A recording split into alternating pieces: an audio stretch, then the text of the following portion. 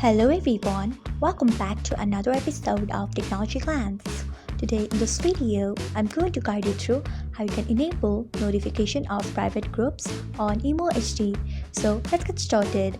Firstly, open Emo HD app in your device. Then tap on your profile icon. Next, tap on settings.